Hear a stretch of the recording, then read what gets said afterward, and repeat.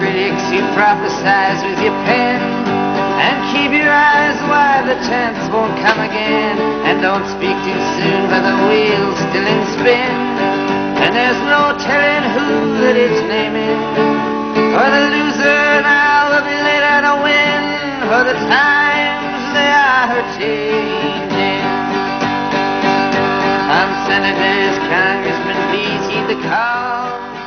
Don't stand in the door. Okay, well, hey everyone. Welcome to the third gathering of the Burn After Listening podcast here. I'm joined with my friend Emily Connor, who will be discussing tonight with me the Iowa caucus, which happened a few days ago, but is still sort of an unsettled matter. Isn't that right, Emily? It is. It is far from settled. So we're actually right now kind of in an exciting moment because for, 48 hours, Emily and I have been in a group chat and just kind of existing online together and like watching all this stuff unfold and these results slowly come in. But right now we're at a point where 97% of the precincts are reporting, and we have Pete Buttigieg at 550 state delegate equivalents, and we have Bernie Sanders just quote unquote trailing with 547 SDEs. Percent points, we have 26-2 Buttigieg, 26-1 Sanders, and then of course the nearest competitor beneath being Liz Warren with 381 SDEs and a sort of distant 18.2% of the vote. So yeah. And how many of those satellite caucuses have yet to be reported? Well, gosh, it's so much to talk about here. Maybe before we get into it, and hopefully in the meantime, we won't have a big news break here, or maybe we will. Let's give everybody a brief estimate of the timeline and a brief description of what has sort of led us here. So we had the caucus, which took place after the caucus. Normally within an hour and a half after the caucuses take place, we have the results. The candidates are given their speeches and they're moving on to the next big state of New Hampshire. In this case, for hours and hours, we didn't get results, and we all were kind of wondering what was going on. The next day, it washed out that this shadow firm affiliated with this other firm had all these mysterious ties and all these nondescript donations from the big major presidential campaigns, and there just became this huge pool of speculation about all these reasons that folks had as to why these results were being delayed. You know, the DNC was scamming, one of the campaigns was scheming. And eventually, you know, we kind of have worked through to this point where slowly these results are trickling in, and they're reporting them now at 97%, you know, on Thursday morning at 12:30 a.m., which is very unprecedented, I think. And it's interesting because we also had the Sanders camp in the interim. Well, of course, and if we're giving a history here for folks, Pete Buttigieg, the night of the contest, made the statement in front of a crowd that they were moving into New Hampshire victorious. Sort of declaring victory preeminently.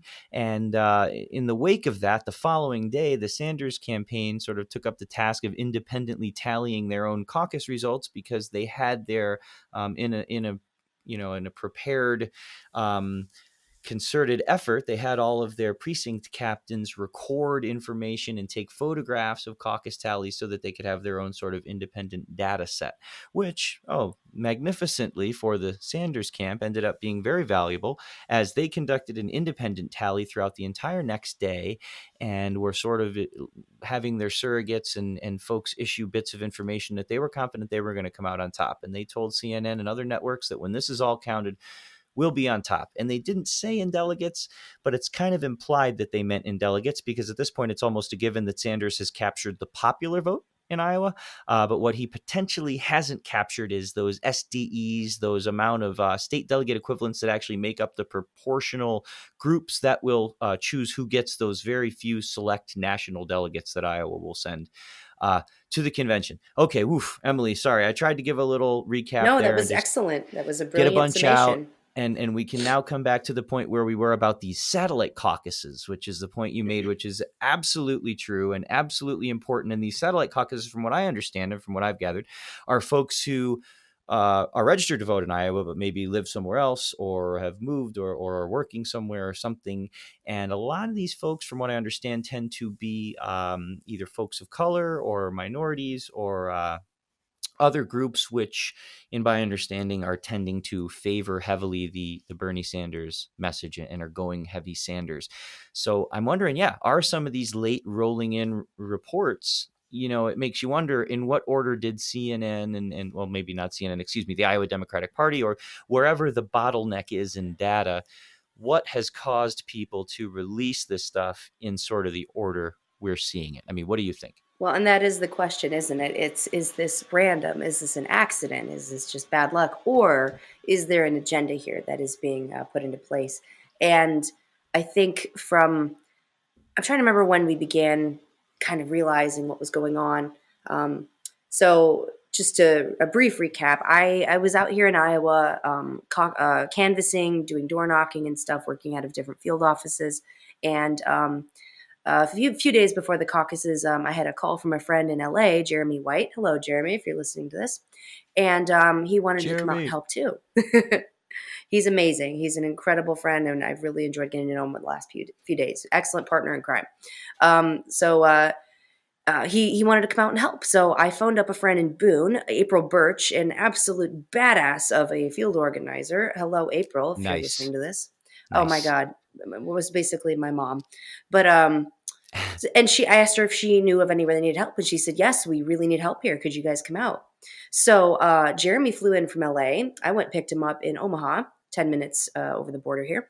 And we drove out to Boone County.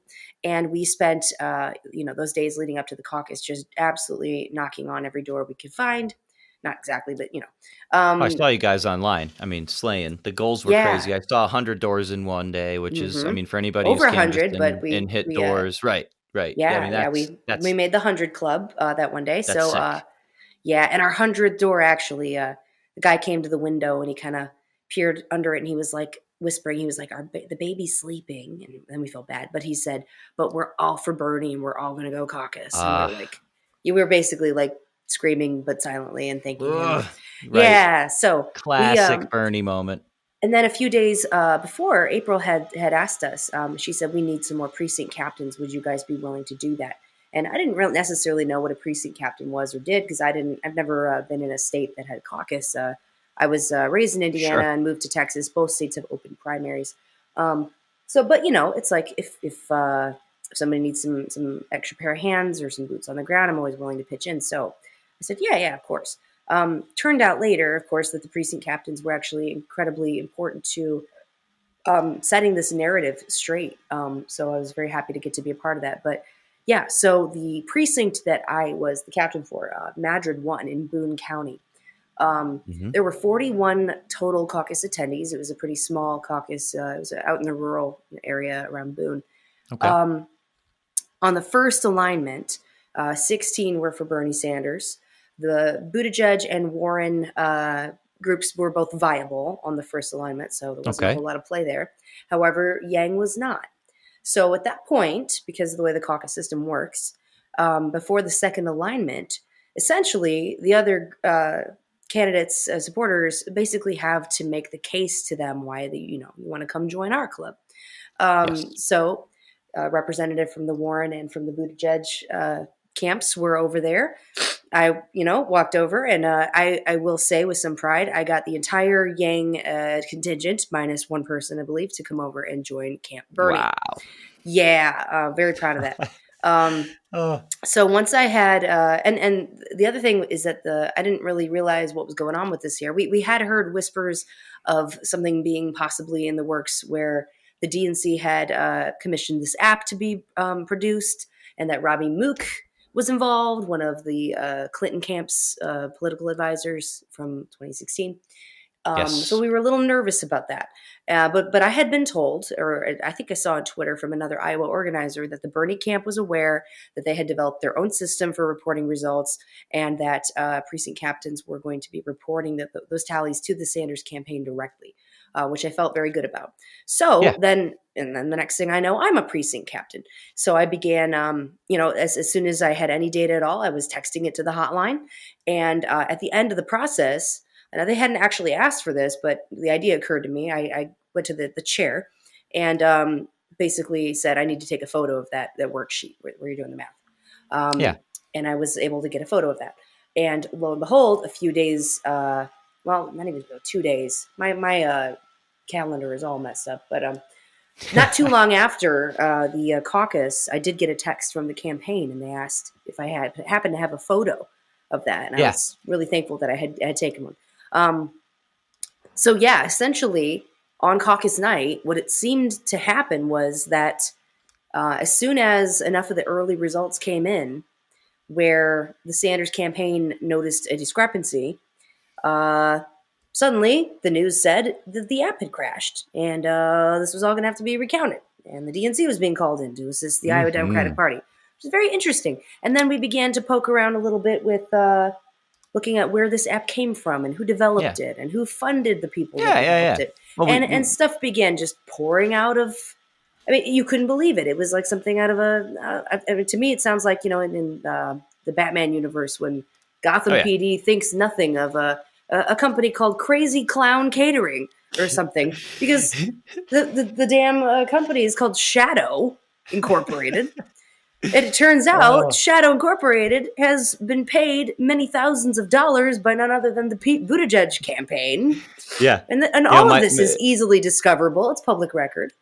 And it further transpires that the company behind Shadow, acronym, the CEO of acronym. Another like word that means something meaning something else. You know what I mean? It's another duplicitous sort of word. I just love it. Who names this stuff? And anyway, it turns out that my friend Mumita Ahmed, who's a big organizer in the city. Yes, I'm in a group chat with Mumita. Yeah, so Mumita. She made the hilarious comment that it would be like naming her consulting firm Bribeys or her vegan restaurant Beefies. And I was like, you're absolutely right. Who the fuck would call a transparency firm Shadow?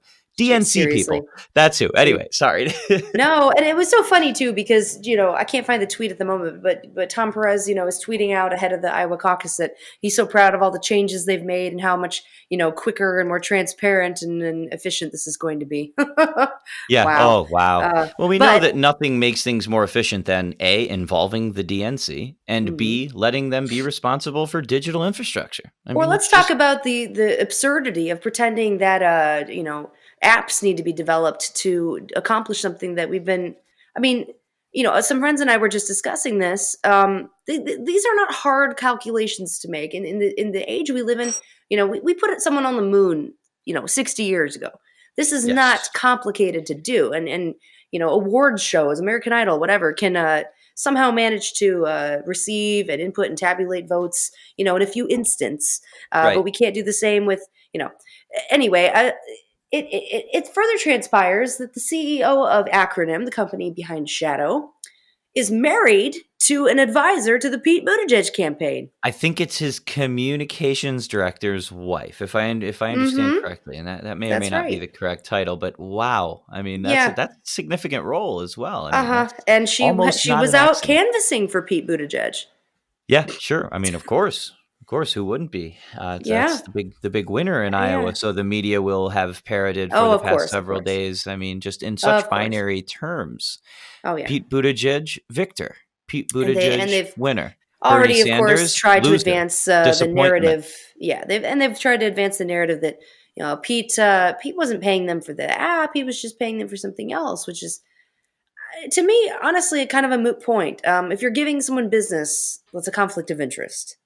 It doesn't need to be, and regardless, I don't buy that they were only paying for texting services like they claimed, because that was essentially what Joe Biden's campaign did, and the amount of money they gave to Shadow was a tiny fraction of the amount. Negligible, right? Yeah, Pete's was, I think, over $50,000 in total. I think it was 40-something thousand, but it could be wrong, unless there were a few entries. I think there were two donations of $21,000, I think is what I saw on the actual hard FEC report that somebody had curated. Let's look at this timeline here, right? Okay, so here's Pete Buttigieg out of nowhere.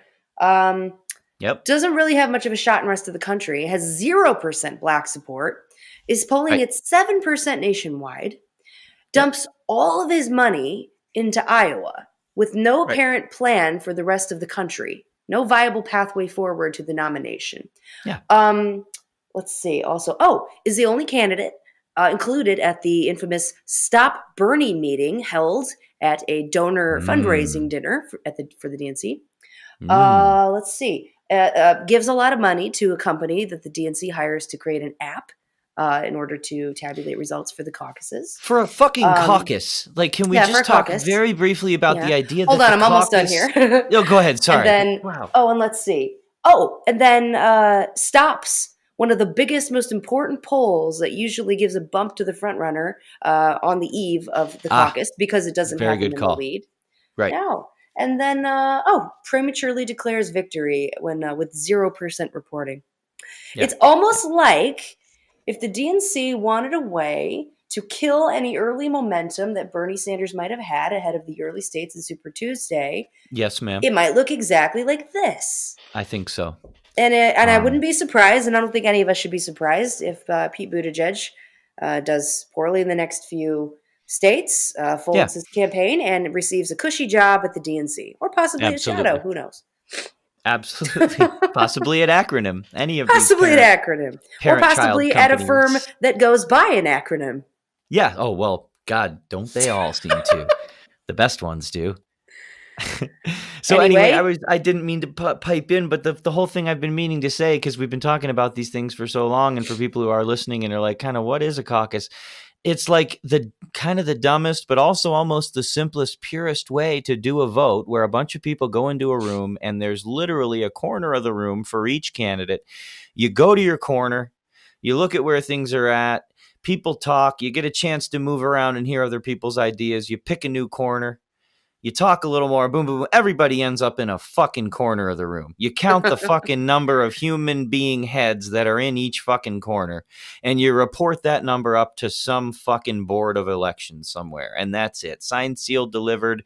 Boom, we're moving on to the next state. Only the DNC would delegitimize their own process by trying to insert a fucking app, a software app, something cool, something that's hackable that then, and this is a point I've made to people, is this creates a sort of wall where normally if a guy walks into a room and grabs the ballot box and throws it and screams and makes a fit, it's clear what just happened. Someone tried to sabotage the election. When you're dealing with ones and zeros and apps and sponsors and donors and highest bidders at the DNC, you're looking at a fucking web of red tape and rat fuckery that goes just about as deep as anything else has ever gone in this political landscape. And completely to the average person. And that's why it's so brilliant if it is indeed a deliberate ruse in order to conduct information warfare and to delegitimize the Iowa caucus entirely. Because let me tell you, what are Republicans and middle-of-the-road, non-sophisticated American voters thinking? Democrats are fucking clown idiots. Why are they thinking that? They're either corrupt it's mainly or incredibly incompetent, or both. Or both, or it's some unflattering mixture of both that is occurring for these people. And I mean, if you ask me, given, and I can't prove it, of course, but given the balance of the evidence that we've compiled about the origins of this app and who is behind it, and given the timing of the point at which suddenly there was a big problem with the app and we needed to put a halt to everything and call in the big guns. If you ask me, what looks like to have happened is that things were tracking along, and then the DNC became aware, or the IDP became aware, that the Sanders campaign had their own independent source for the data. At that point, they realized they were fucked, and they decided they needed to try to begin to backpedal and find some way to reconcile the publicly available data with their story, which I think that is probably the most likely explanation to all of this.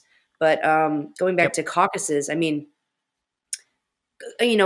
back in 2016, progressives tended to do better in the caucus states. And the easy explanation for that is, of course, that, a caucus is harder to rig or misrepresent because, yes, you do have people physically filling up rooms. You can see clearly which groups are bigger. And that is a definite advantage to the caucus system. And there's vibes in the room, too, right? There's like a movement feeling is clear to people. Like that corner of the room is actually like, because that's what I've heard. And I have no experience with it. Especially in some of the bigger cities. And I mean, this is my first experience with the caucus as well. But especially in bigger cities, I think you definitely have that to an extent. My precinct was very small. I felt kind of like nobody in that room was really prepared for the vibe I was ready to roll in there with. But it was very quiet. Most people seemed a little bit bored. They wanted to get it over with. It didn't have the kind of energy that I think maybe people are imagining if they're seeing photos or videos from some of the larger caucuses. Yeah. Um, and I will say this. I mean, I think there are pros and cons to the caucus system for sure. I mean, when we're already working with a system that is incredibly antiquated and fraught with issues and problems and loopholes that can be exploited, Yeah. and the entire thing needs to be reformed and rethought. Um, I think it's one thing to say, okay, well, this area of this system has some advantages for us strategically now, but in the same way Right. that capitalism is not inherently good, and we need to figure out a way to rethink everything without it. There are problems with the caucus system as well. I don't find it very democratic that people have to show up at a certain time or they cannot have their vote counted, or that they Yep. have to remain there for hours, which is very hard on families with children as it drags Absolutely. on and they have to sit there with their kids for hours with Yep. very little to do in close quarters like that. And there's also very little accommodation made for people who cannot physically get to the caucus. So that is hard for people with Quite disabilities. It's hard for ableist. people who are Yep. housebound. Yeah, it's ableist, right? Now there's such a thing as the satellite caucuses, which is sort of an attempt to address some of that. Um, but so yeah, I mean there are pros and cons, and as we've seen from the Iowa caucuses this year, it's not impossible to cheat even with a Right. caucus. So Absolutely. as long as there is a sort of a chain of command with people reporting to other people and so forth, there's always a possibility for someone to do something like, oh, I don't know, create an app to oversee Right. part of that process. And Yep. that's honestly something that's been very heartbreaking to watch as these stories are cropping up on Twitter from hardworking, honest, good faith local party officials on the ground who Yep. did their job. They ran efficient, orderly caucuses. They did the math correctly, and they Yep. submitted their results in a timely fashion. And what happened? They still They've haven't been been made to reported look or like processed. they've been made to look like utter fools by a Yeah. state Democratic Party and Hmm. potentially a national Democratic infrastructure and certainly a mainstream media infrastructure who's totally ready to run with it. They They've been have. made to look like incompetent idiots. They And have, and and I we feel so saw in bad for Black my Hawk. friends who are native Iowans who have watched this happen and are Absolutely. enraged at Absolutely. the way that that all their hard work has been mishandled. And And the thing is, it will probably all come out in the wash. I think at this point, both the Iowa Democratic Party and the DNC understand that they have to make their side of the story square up with the Sanders campaign's numbers, or they're going to look corrupt. right. But in the meantime, it's been very interesting to look at the way that the precincts and counties that have been reported that have been saved for the last have been startlingly consistent with the areas where Bernie Sanders has won. Yeah. And that, if you ask me, is grounds for a lawsuit. It's not Absolutely. been randomized enough for that to be attributable to any other factor. And Though I this feel is like it's just plausibly deniable enough. In the spirit of the DNC, it's in the just enough where spirit of they the could say, DNC, who knows? look, But I we mean, let me put it this way: only just now that I'm checking the IDP caucus website, only yep. just now is the precinct where I was captain even showing up in the list. And that is not the only precinct that was missing or not reported up until this point. And And you've come wouldn't you in with know, my precinct, Bernie Sanders. killed. Sanders He took victory. half of the available delegates in my precinct. Absolutely. Absolutely. Um, And that and this has been happening. I mean, obviously, Black Hawk County. We heard reports of the same thing happening in Polk County. Oh, here's a yep. fun one. My friend Jennifer Wynn, who was the precinct chair for Hawarden, which is in Sioux County, Okay. they had their caucus not only at the same time, but in the same room as Reading Precinct. The results were submitted at the exact same time.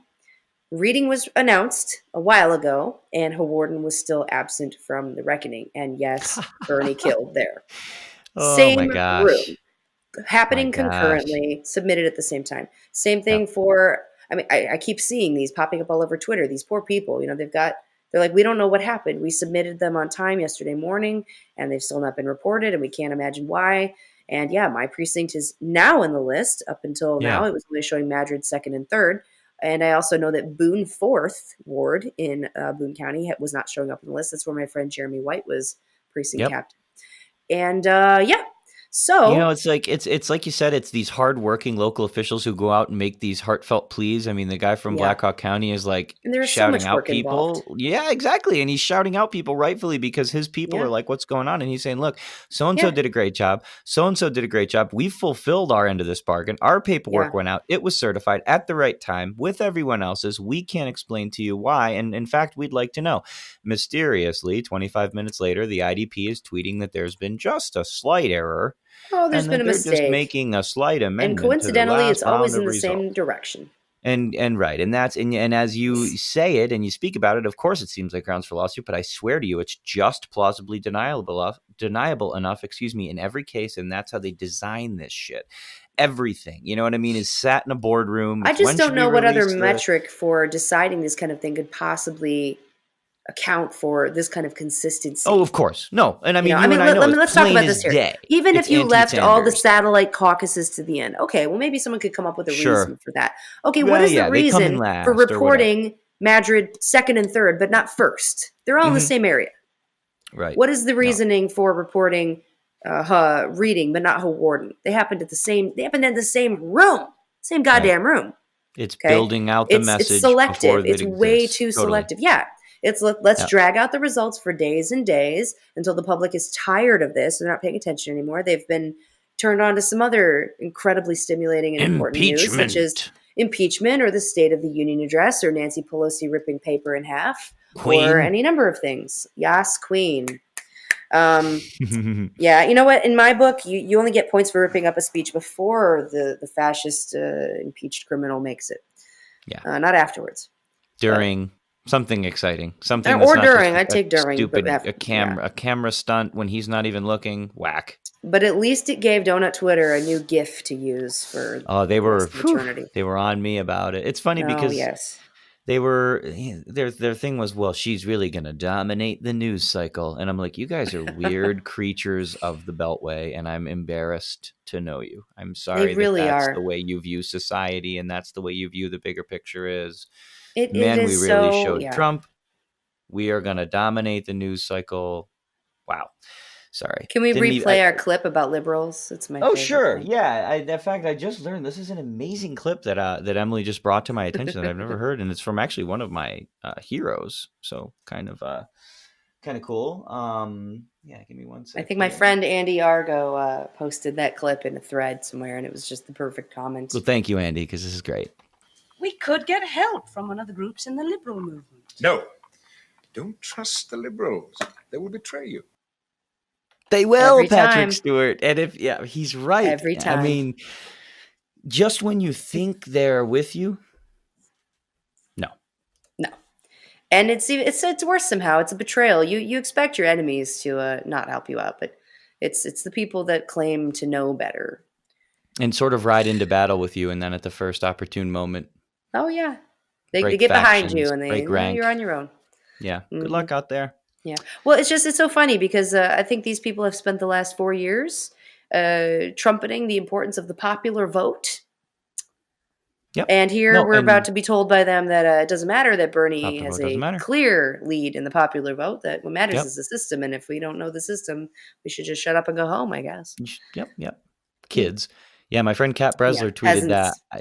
I was like, wow, what a great point. She said, it was the first take I saw where somebody said it. It was, get ready for the people who for the last 4 years have been preaching popular vote to you to tell you that it now doesn't matter. And it's constant mental gymnastics in our world. And it's constant this heart attack we're given by the MSM as they report all this bullshit, and we're stuck for 48 hours of our lives. We've been stressing unnecessarily for now something that's come down to a 0.1 of a percent point towards 1/10 of 1%.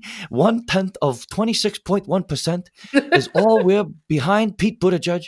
547 to 550 SDEs. Like, why the fuck did any of us even flinch over this, let alone lose sleep? I mean, we're in our group chat, we've got people everywhere from Dem exiting to this and that to right on the fly. I mean, and I understand their feelings, but it's like we're just well, that's the frustrating thing. It's like the American people are already have so little faith in the process, very rightly so, and our voter turnout is already shit. And here we are with so many volunteers on the ground putting in all of these hours and hours Doing walking around in democracy. the freezing cold, doing democracy, putting boots to the ground, knocking on doors, making voter contact, and doing our best to turn out the vote. And what happens? This crap happens, and it's just everything that people who've already lost faith in the system, expected to happen.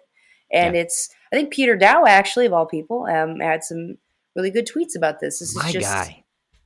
he's really just I come mean, through. I love what a him. thing. What if I that's shout what out to Peter happened to Dow. just a good-hearted, good person who just maybe wasn't always on the right side of shit. No, I mean, he was And stubborn, and boy, was he a pain in all of our asses for a while, but he was always sincere and oof. genuine. And once he But saw then, the light, boy, did he see yes. the light. When those people come around, it's almost like I think it's just even more rich for us to enjoy it. It Maybe is. that's It why we're really enjoying is. it so much. But he is brilliant. Anyway. Yeah, his takes have been incredible this cycle. As to where last cycle I found myself just, gritting my teeth at his takes. But Yeah. it's cool how people change and come around. And a lot of folks that I knew who were, well, maybe not a lot, but there's a solid handful of folks I knew from the Clinton camp in my area who've Oh, defected yeah. over our way, which, hmm and it is. And we touched on this briefly earlier, and I can't remember the context, but in the 2016 contest, it was just sort of a very clear decision. It was the establishment or it was hmm the revolution. And now we've got this muddy, splintered, fragmented pack of Oh, yeah. ragtag Democratic idiots. And we've got our poor, generally non-sophisticate populace taking in what they take in from the goofy ass mainstream media.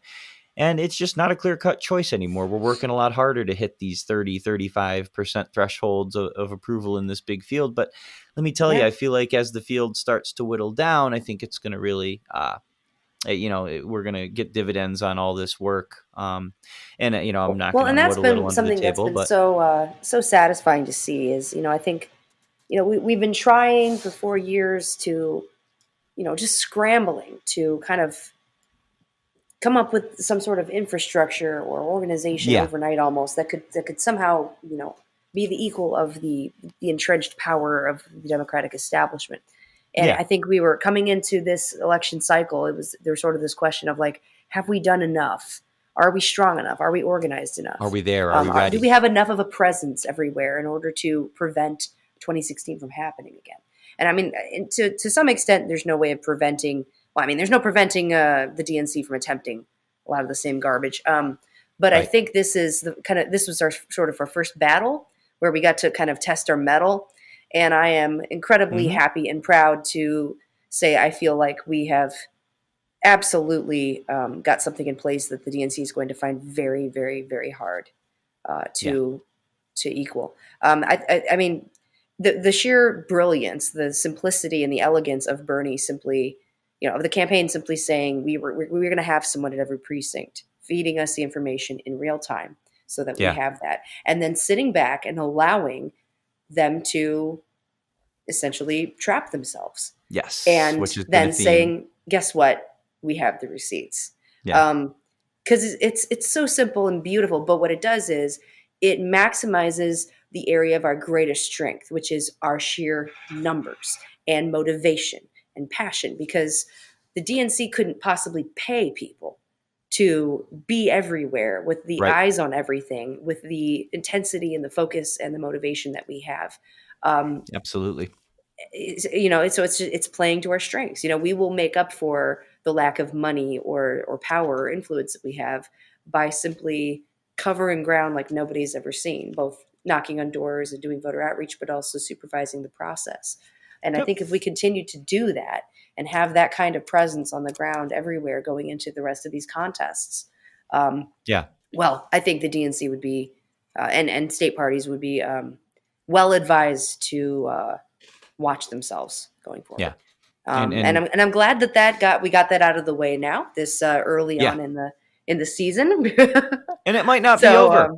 Other it's states might probably have some. not. But at this plenty of point, the people have battle shit. lines have been drawn, and we've Yes. made a show of strength that should give them Yes. pause. We've set a nice Um, precedent that we're we ready did. for your bullshit, and We we're are not going to take ready, it. and we are prepared, and we're not taking it. Yeah, Yep. and we have what it takes to defend our own turf.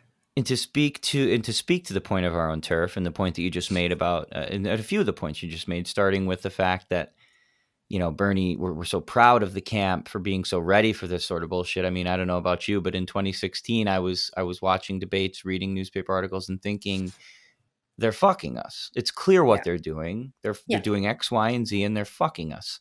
And I thought to myself, like a true long game revenge artist does, I was thinking to myself, how could we not get fucked like this again? And I think many people much, much smarter than me and more well-connected to Bernie circles, I think we're also thinking that the more I see 2020 play out. And it's so rewarding. And now to piggyback on that, as far as the turf and the regional stuff here in New York, my group, the New York Progressive Action Network, if you're a New Yorker, got to get registered or affiliated before Valentine's Day here. Quick plug, go to NYPAN.org/register for a quick DMV re-registration or affiliation experience. But anyway, we've done so much shit. We started as a little tiny group. Our first conference, AOC, was a candidate in training. We went through all these things. We had the voter registration deadline changed. We petitioned for Cynthia Nixon when she ran for governor. We worked for all these progressive candidates. We've endorsed slates of candidates. We've written a platform. We've built a real physical organization with real physical chapters in every corner of the state. And now it's like, for these years, people have wondered, like, what are we doing? Why are we doing this? Bernie, it's so far off. Will Bernie even run? And is the progressive movement worth it and everything? And now it's just come full circle to where we are like a powerful entity that the campaign just tapped to oversee the petitioning, and we just handed in 65,000 signatures. We accelerated, we exceeded the goal by like 6 times. And we've got well done. Full slates of delegates in every single one of our 27 congressional districts in the state. We are the only camp. We are the only camp who has a delegate in every district, let alone being the only camp who has full slates in every district with unchallengeable petition numbers, which are more than double the requirement in every single case. That's why you work in the off season, my good friends. Seriously, that's why you work when it's hats off to you guys. I joined with these guys in their very, very formative phase. I was not a delegate last go round. I just missed that whole thing, as you and I had discussed on a previous show. But some of these people I work with, George Albro, Arthur Schwartz, Emily Adams, these people are stay up all night, a week straight, whatever it takes. We're getting the thing done kind of people. And there's people like that all over the country who are into Bernie. That's Bernie's kind of people. And that's why now it is a miracle what we're seeing, where everyone's kind of coming together and remaining in solidarity as we go through this tribulation of this Iowa debacle, which really, I think in any form, we are now the victor. We've won the popular vote sweepingly and resoundingly. We are within 3 of 550 SDEs with still 3% of the vote out there, 0.1 of a percent point. What victory isn't ours? Yet if you ask any American who is just watching the television or talking to their friends at work, Pete is the winner. Bernie, they thought was going to win, but something happened there. And this is exactly the narrative they want. And this is, in my opinion, why the mainstream media, did this jaw-dropping act of 3 days before Iowa. Bernie Sanders surging. Bernie Sanders set to win. Bernie Sanders, king of victory, can never fail. And if he does, he's majorly lost momentum and steam. He's majorly down. How will he possibly recover from not sweeping Iowa? It's just, surely this will stop Bernie Sanders. Oh, my favorite group. They have got to be sick of me over in that group. Ever since I saw you tag it once, I totally reach with it now. I could see someone just have a bad I'm like meal, a dealer. and I'll just tag. I keep putting people onto these tag groups. It's so many ways we are victors coming out of this. Just think about the fact that, as happened in 2016, the mainstream media has been trying to bury Bernie. They don't never talk about him. He gets a fraction of the coverage, the free coverage that other candidates get.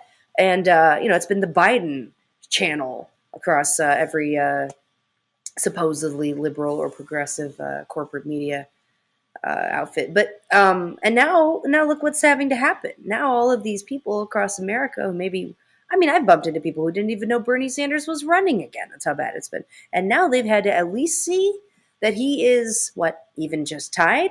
Well, that's still way more than I think a lot of people even thought he was going to do. And what else have we done?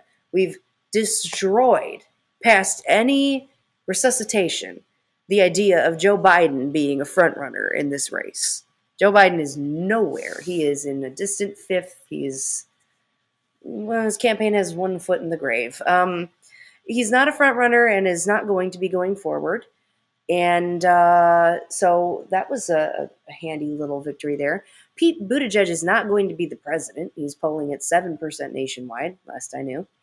He has no money left. He dumped it all into Iowa, which partially explains why he's even this close. So if a candidate other than Bernie had to win Iowa, which he hasn't, but let's just say he did for the sake of the argument, you'd pretty much want it to be Pete. Anyone else, and it would say something about the rest of the race. Pete's going nowhere. He has 0% black support. Oh, another really cool thing to come out of the Iowa results. I'm looking here at an article, an ABC News article, which is going over various, just looking at the data from different angles and kind of seeing how the different candidates did across different demographics. I find this incredibly indicative.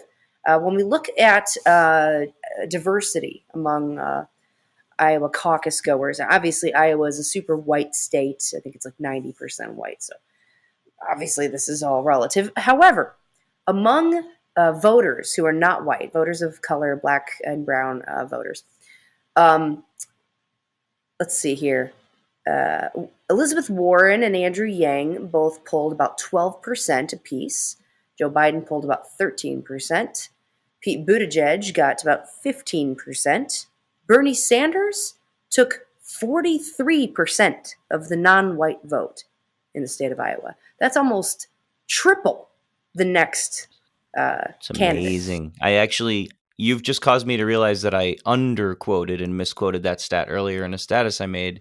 Oh, really? Because I thought someone came closer, and I undersold Bernie's utter dominance of that segment, which he of course deserves. He is the candidate. Well, I think it really reflects, not just Bernie's policies, but the efforts that the campaign has made in Iowa to build a strongly multi-ethnic, multi-generational movement on the ground here, going to the, just the efforts in terms of like the bilingual canvassing teams that were sent out, the efforts that were made to reach people, Spanish-speaking people, and really go to these communities and kind of understand what's going on with them, specifically them, not just Iowans as a whole. When we look at some of these satellite caucuses, which hopefully we'll see the results for soon, I believe there was a caucus actually held inside a mosque, and I think it was kind of historic. It was one of the first times that it happened. I saw that. Of the 200 caucus goers in that mosque, 99% were for Bernie Sanders. Yeah, I saw that article. Mind-blowing. Yes. Unbelievable. Unbelievable. This is but an it makes example. Sense. Yeah. Of course, it's an example of two things. One, traditionally underrepresented Americans finally getting a chance to participate in the caucusing process. And two, them almost more importantly, well, I guess not more importantly, but more crucially to their involvement is this movement, this multiracial, multi-ethnic, multi-age, multi-generational coalition, which has truly reached out to the corners of our society, which are generally underrepresented, are voting, otherwise normal voting Americans, good citizens who have just been disenfranchised by a system which is generally, in my state, we have a closed primary. Until recent reforms, if you weren't registered affiliated, I's dotted and T's crossed 13 months before the election, you weren't voting in the thing. It's designed to leave out folks who are not thinking about the big, long political game. Right. It's designed to exclude the folks on the margins. It's designed to make it, and we're seeing these people come in. We are. We're seeing people finally. Mosque, it's amazing. Yeah, we're seeing people finally lift up their heads and say, "Hold on, maybe it is possible that there could be somebody in this system that actually represents me and my interests."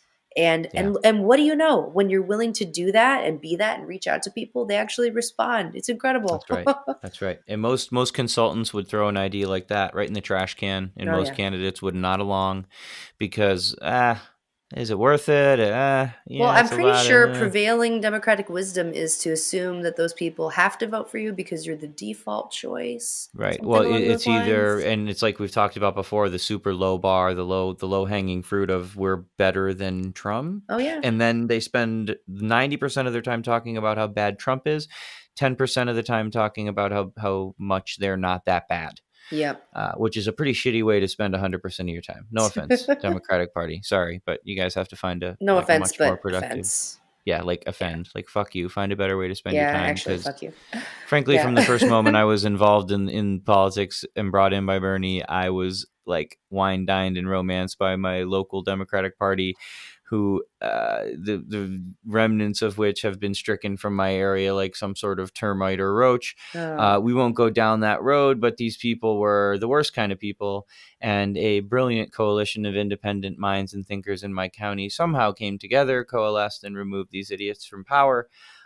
So my county committee yeah. is actually a well-functioning entity now. Props to the Tioga County Democratic Committee. Y'all are the real fucking MVPs. Nice. Y'all and people like you who get these evil cancers out of local politics. Um, you know. Yeah. But anyway, it's a different time. I'm so thrilled to see things like this case of the mosque. I saw the couple articles, and I'm so FOMO jealous that I'm not out in Iowa. I wasn't out in Iowa with y'all, but I was reading all the articles and really taking in the info, and I saw that one, and that was. I couldn't believe the stats I was seeing, like Yeah.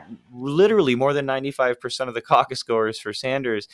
And it just speaks to this greater all-inclusive movement that we've built. It's And very that intersectional. hopefully is, yeah, it absolutely is. And hopefully it's going to become more so as we move state to state Yeah. and we stay on the high road. And, we stay doing Yeah. what Bernie does, I mean, in the spirit of considering, him. the absolute onslaught of negative ads that have come out. I mean, Bernie's the only candidate so far to be the target of a negative ad in Iowa, I believe. Right. Um, and obviously we've been inundated by these ads very recently. The uptick in voters for Pete Buttigieg, particularly among caucus goers who decided at the last minute, I think was very telling, or made up their Interesting. minds very recently, which I think speaks to some of that. Yes. But even with all of that, I think this should really send a message to the Democratic Party, on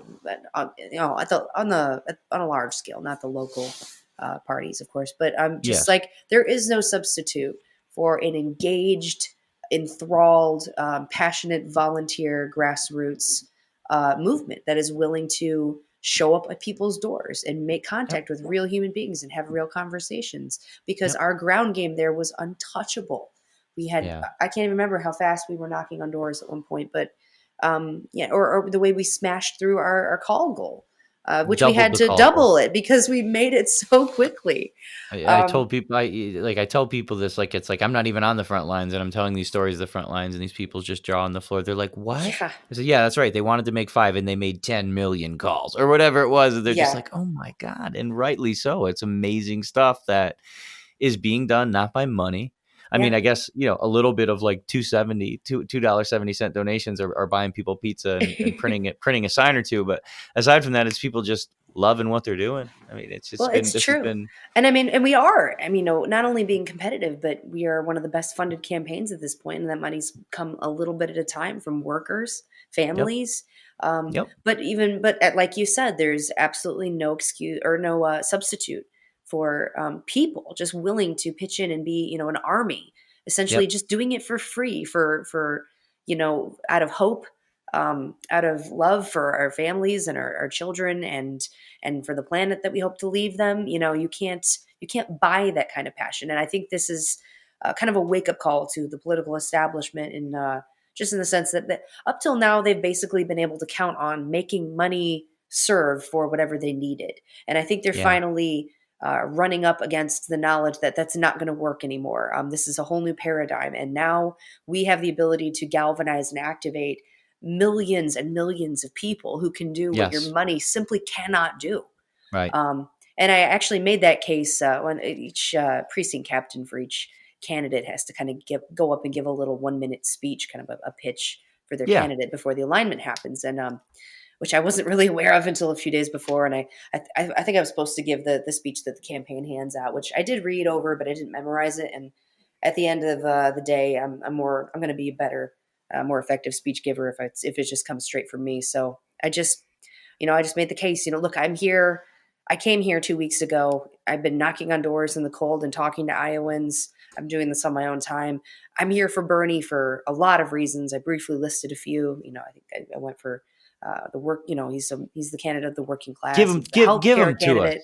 If you wouldn't mind, give him to us a little, because I want to hear. He is the labor candidate. He is, he has had the backs of workers ever since he got into politics.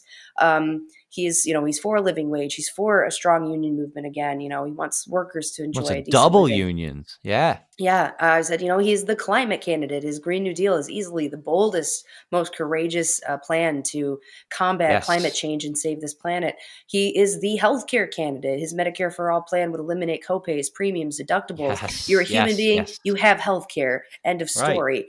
Right. But I said at the end of the day, I'm for Bernie Sanders because he understands in a way that no one else does, that he cannot deliver any of this on his own, that it is going to take a grassroots movement of millions. And he is the candidate who has proven that he can galvanize exactly that movement and harness the power of the people, because change only comes from the bottom up, not the top down. Right. And I did manage to say that in right. about a minute. And Wow. so I felt amazing.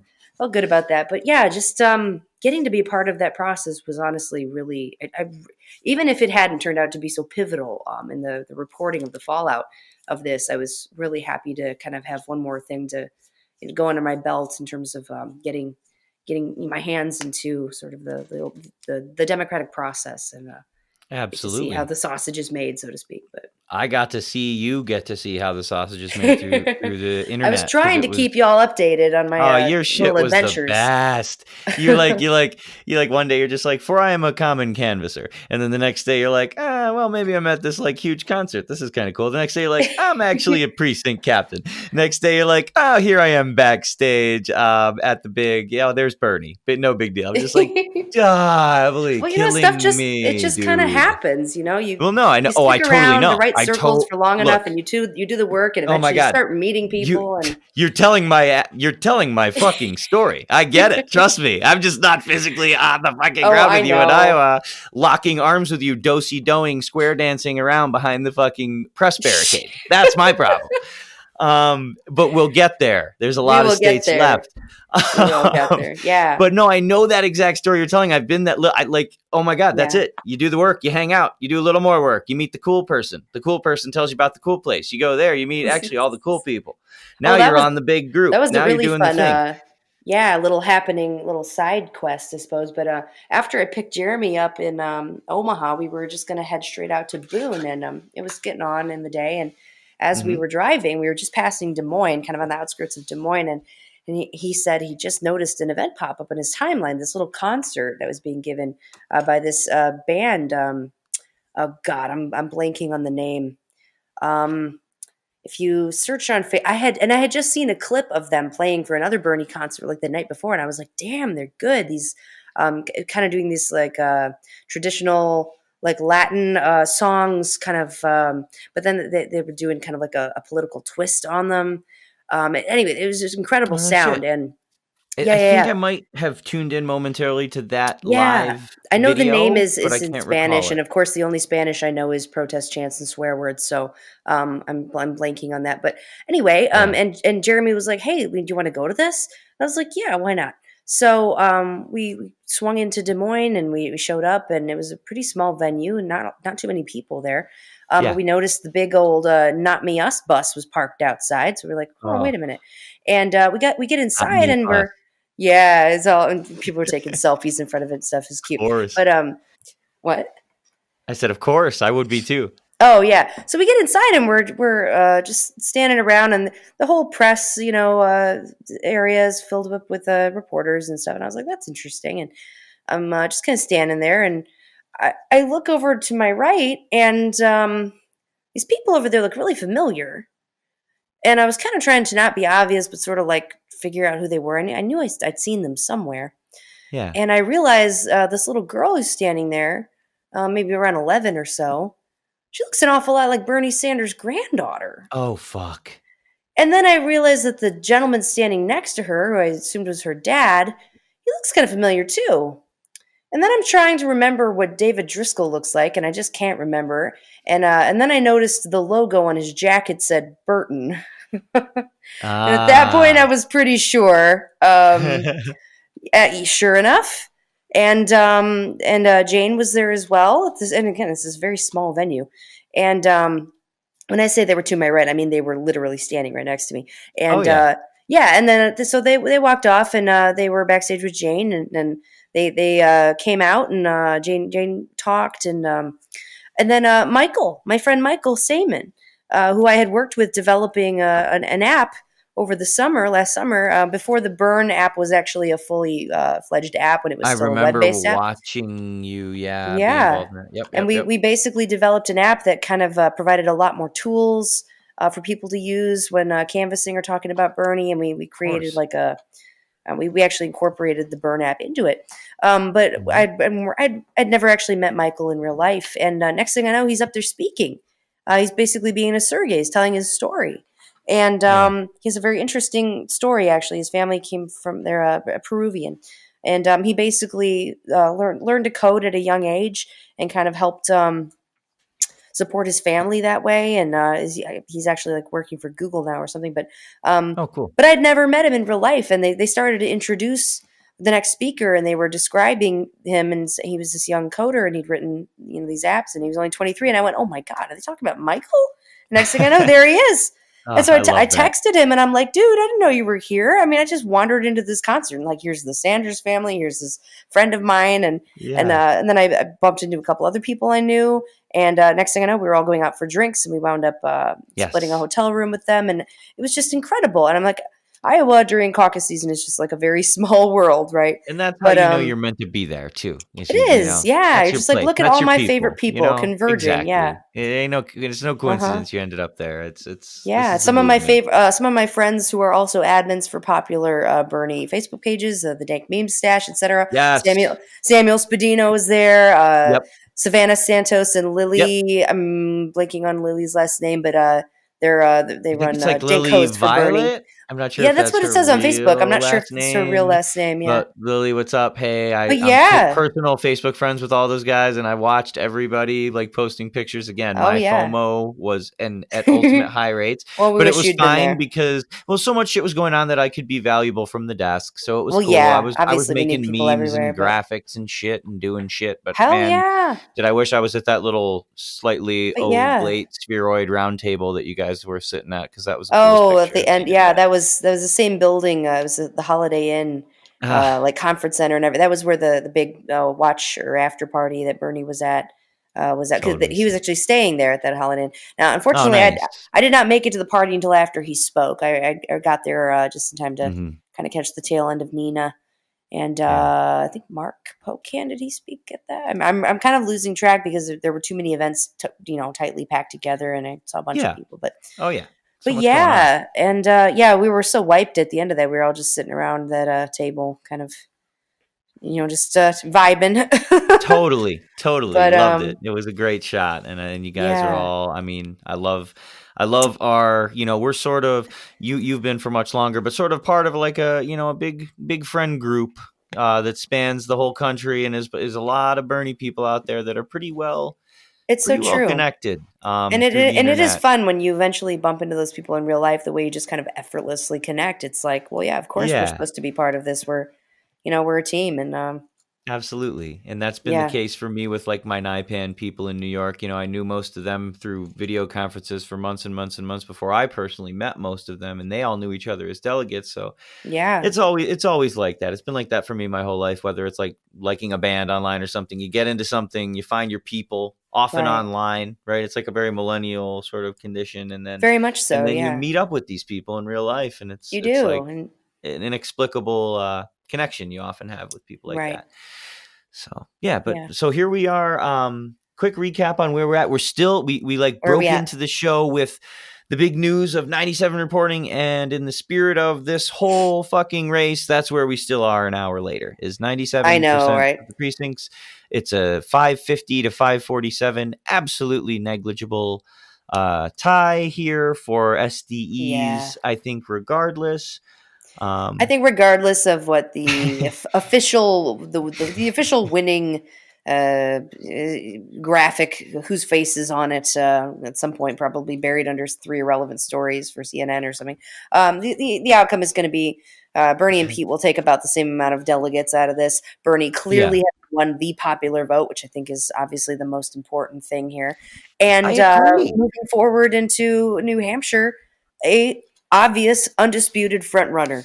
And Pete's not Yeah. going to Oh have the yeah. same success anywhere else. So Yeah, the Iowa frontrunner thing was a little bit of a media kind of exploitation and maybe trying to make us look bad if we didn't dominate. The New right. Hampshire frontrunner status is just something that's rock solid, and I actually Oh just yeah, booked. that I'm lead he's going opened there there, is insurmountable. and I'm going there, and I know so many people who are delegates in New York, who are kind of the people in New York Same. who maybe are not like hitting doors every weekend, who are now after Iowa. Like Hmm. I love my pets more than anything. I love my house and staying ahead on my chores, and I love going to the gym and all this bullshit. But I'm obviously going to New Hampshire this weekend. It's a mere 6-hour drive, I and I envy just scored you. an It's a little bit more Airbnb. of a hike for me. Quite a hike for you. Oh man, Yeah. I wish I could somehow get you flown out here though, because you're like such an asset to the street teams wherever Aw, thank you're you. knocking. Well, of course you're killing it. I mean, it's kind of like how we're friends is your ability to like sell this movement and feel it and make other people feel it, because that's kind of what is our job as the spreaders of Bernie's good word, is to just make people feel it however we Yes. can do that. So yeah, we're moving into New Hampshire. It's an interesting place where we are big picture. We're like sitting here squabbling for votes over, with this ratatouille looking ass, Boy Scout looking ass, Junior Cub Scout leader, Pinewood Derby winning looking ass, I think one of my motherfucker. favorite tweets was the one that said that the Iowa caucus results were late, or the data was incomplete because Pete Buttigieg had been chewing on the wires at the data center. Woo! I love it. Pete Buttigieg, his only cling to relevancy 6 months ago was a fucking essay he wrote about how great Bernie Sanders was. And I the have a greater, conspiracy theory that never actually happened. That was just a yeah. detail that the CIA figured would be really good to try to swing some of the Bernie crowd over to Pete. What do they call that with the I think about the it. That's exactly what Berenstain you would come Bears? up with. Yeah, no, The totally. Mandela effect. The Yeah. Mandela effect. No, Correct. but I Right, mean, right, think right. about it. Who's going to, did anyone hear about this essay before like a year ago? Right, in person. I want to hear someone who was there in person, Right. I who mean, doesn't what's the have, who worst? wasn't The a most McKinsey anyone's going to say associate. is, I don't remember that, but that doesn't prove anything. Yeah, I know, right? I mean, Exactly. that just sounds like exactly the kind of detail you would add to the story if you were hoping to How peel off fucked some of is the Bernie voters. how fucked are our lives that we sit here all day and are just navigating spin? Yeah. I mean, I don't know about you, but I can't go to I mean, I can't experience any moment of my life without analyzing the spin that's in it, just Well, because and I of mean, the I lives we didn't, lead. and nobody can accuse me of, wanting to see conspiracy where there is none. I definitely did not have this opinion of Pete a year ago.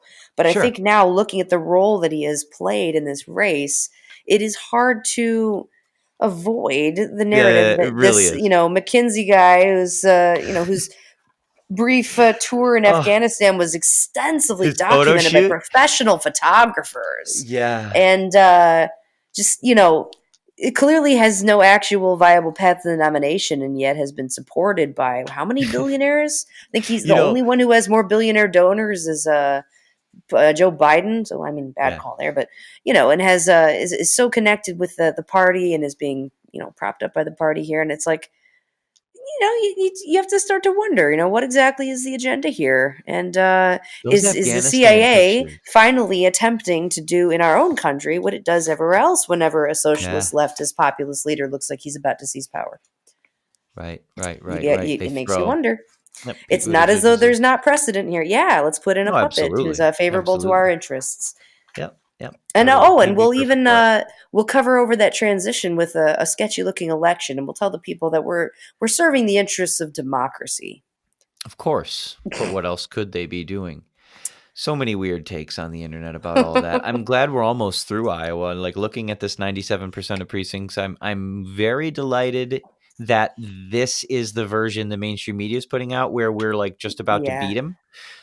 Because if this is what they're putting out, My bet is that there's a bit of fuckery, like a handicap of maybe 3% points. It's probably going to put us into a safer lead once like legal shit is I done. think once Bernie's legal team gets through with this, they will have broadened that gap a little bit. Yeah. And there's I trust our internal numbers more than anything Me else, too. and Me we have too. Bernie decisively. I kind of came out with a hot take online because as some of the friends in our circles know, I have a friend who I mean, I have a ton of friends on the campaign, but I have one who works in the inner circle. We know as you're like hot shit, Steve. No, I'm not. He's the I'm fucking kidding. man. We all applied for jobs with Bernie. Look, I've applied for right. like, I know we all have. but my friend Josh is like really like an actual, a genius at these things that he does, and so he's got this great job, and he'll email out these kind of cryptic bits of info to my group, and of course I share them with y'all. And he told me. He told us that, the campaign said, we're good, we're going to win. And we kind of all took that and ran. And then in the past 2 days, we've been being slowly like, drawn over this board and cranked and tortured with these fucking half facts and half statistics. And all the while that these goofy, incomplete numbers are on the screen, you got these talking heads hammering these stupid taglines into your brain about how Sanders failed and where was the Sanders momentum. And just, wow, it's like, this is what these people do. It's what they've done. It's what they did in 2016. It's what they're going to keep doing. And now you and I, who've been through a cycle, we just got to preach to all the new people, like, just, I know it's cognitive dissonance. It's crazy, but you just got to deal with it and move on, Right. Yeah. Okay. Well, so I think at this point we're not going to get any hot updates on the news. So we'll probably call this the third episode of Burn After Listening. Thanks so much, Emily, for joining me again as always, and hope to get together soon again. Hope to get you on of course on our next show if possible, if we can work the schedule where we have. So we've got some pretty special guests coming up in the next couple episodes of the show. So hopefully folks can get subscribed. By the time you hear this, we'll be just off of being a real official podcast with 3 episodes recorded in our queue, so eligible to go up on the streaming services. Look to our facebook.com/burn BERN listen or Twitter @BERN listen for updates about where you can find the podcast online. So again, Emily, I don't know if you have any closing notes or if you want to give a quick sign off to the comrades out there, but I thank you again for joining us. A definite fond farewell to all the comrades out there. In particular, Jeremy, April, Savannah, Lily, Sam, Michael. I think if there's anyone else I missed. Holla, could not everybody have in the Bernie Stands chat on Facebook that started everybody as in the Bernie Stands chat. My God, yes, and just like everybody watching at home, everybody who generously contributed some money in order to get me out here. Big love to you all, you guys. You guys are the revolution. Seriously, important shit. And it's like from each according to his ability. Am I right? Like just today, I had some folks chip in to help me fix my phone because the screen cracked when I dropped it when I was out canvassing. There's only so many things you can juggle, Right. Yeah, just I mean, this is why we are going to win. We have each other's backs. We pitch in. Yep. Without question. And we get shit done. We do what needs doing, and we are unstoppable. We've changed the world already. What was bad words in 2016 is buzzwords in 2020. We are going to win. Thank you so much again, Emily, for joining us. This has been Burn After Listening. We'll see you all on episode 4, and you can catch us on the podcast networks. Peace. Ciao. Some writers and critics who prophesize with your pen. And keep your eyes wide, the chance won't come again. And don't speak too soon, for the wheel's still in spin. And there's no telling who that it's naming. For the loser now will be later to win. For the times they are changing. Some senators, congressmen, please heed the call.